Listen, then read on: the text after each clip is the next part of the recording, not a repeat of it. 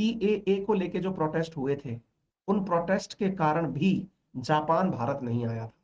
यानी ये जो इन्वेस्टमेंट है 2019 से 24 के बीच का था, जो हमें अब 22 से लेके 27 के बीच में मिला है।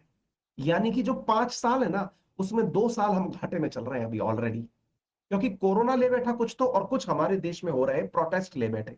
अब आप मुझे बताइए कि जो प्रोटेस्ट करते हैं लोग हमारे देश में, वो देश के शुभ चिंतक हैं कि वो गैर चिंतक हैं? आप सोच के देखिए कि उनकी वजह से भारत में आता हुआ इतना बड़ा निवेश रुक गया।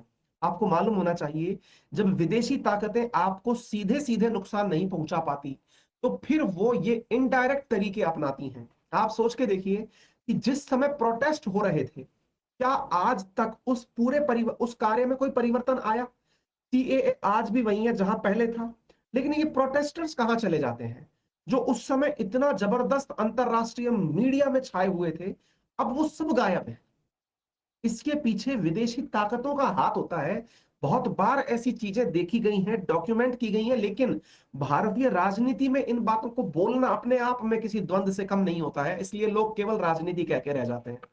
लेकिन बहुत सारे ऐसे हाउसेस, मीडिया हाउसेस इस बात को रिपोर्ट करते हैं, बोलते हैं कि इन सब चीजों के पीछे विदेशी ताकतों का वो हाथ होता है, जिससे कि देश को अस्थिर दिखा दिया जाए, जिससे भारत जैसे देश में निवेश बाधित हो जाए। आई बात समझ में? तो मेरे प्यारे साथियों, ये सब बातें जो है ना, आपको समझ में आनी चाहिए।